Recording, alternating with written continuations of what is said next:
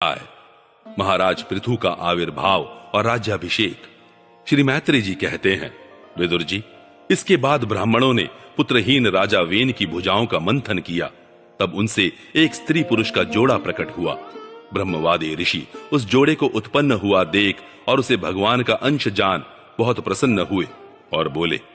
ऋषियों ने कहा, यह पुरुष भगवान विष्णु की विश्वपालिनी कला से प्रकट हुआ है और यह स्त्री उन परम पुरुष की अनपायनी शक्ति लक्ष्मी जी का अवतार है। इनमें से जो पुरुष है वह अपने सुयश का प्रथन विस्तार करने के कारण परम यशस्वी पृथु नामक सम्राट होगा। राजाओं में यही सबसे पहला होगा।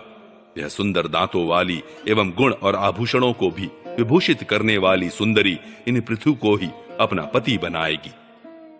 इसका नाम अर्ची होगा। पृथु के रूप में साक्षात श्री हरि के अंश ने ही संसार की रक्षा के लिए अवतार लिया है और अर्ची के रूप में निरंतर भगवान की सेवा में रहने वाली उनकी नित्य सहचरी श्री लक्ष्मी जी ही प्रकट हुई हैं। श्री मैत्री जी कहते हैं, विदुर जी, उस समय ब्राह्मण लोग पृथु की स्तुति करने लगे। श्रेष्ठ गंधर्वों ने गुणगान किया, सिद्धों ने पुष्पों की वर्षा की, अप्सराएं नाचने लगी, आकाश में शंख, तुरही, मृदंग और दुंदुभी आदि बाजे बजने लगे। समस्त देवता, ऋषि और पितर अपने अपने लोकों से वहां आए। जगत गुरु ब्रह्मा जी देवता और देवेश्वरों के साथ पधारे।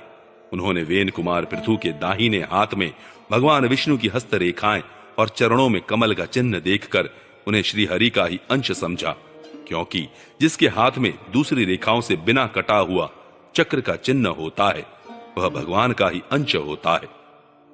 वेदवादी ब्राह्मणों ने महाराज पृथु के अभिषेक का आयोजन किया।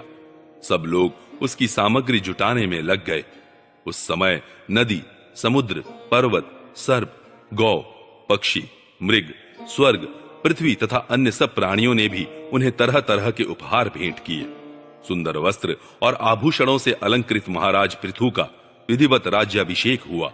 उस समय अनेकों अलंकारों से सजी हुई महारानी अर्ची के साथ वे दूसरे अग्निदेव के सदृश जान पड़ते थे।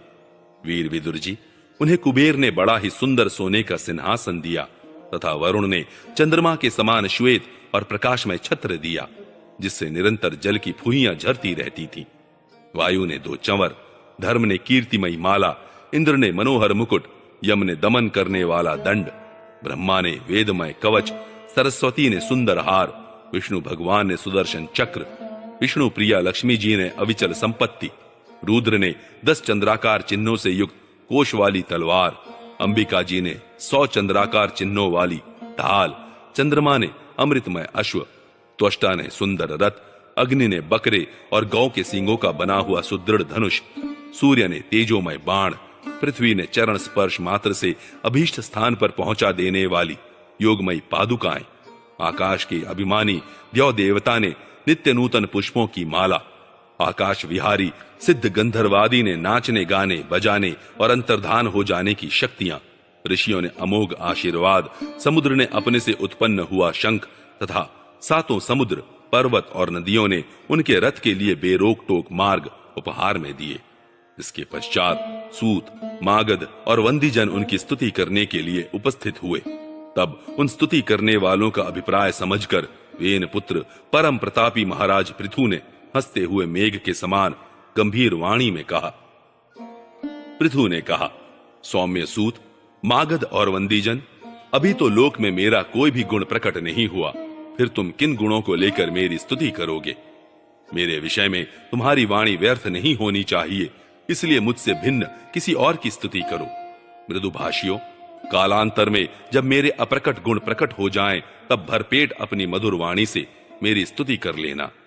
देखो, शिष्ट पुरुष पवित्र कीर्ति श्री हरि के गुणानुवाद के रहते हुए तुच्छ मनुष्यों की स्तुति नहीं किया करते। महान गुणों को धारण करने में समर्थ होने पर भी ऐसा कौन बुद्धिमान पुरुष है जो उनके न रहने पर भी केवल संभावना मात्र से स्तुति करने वालों द्वारा अपने स्तुति कराएगा?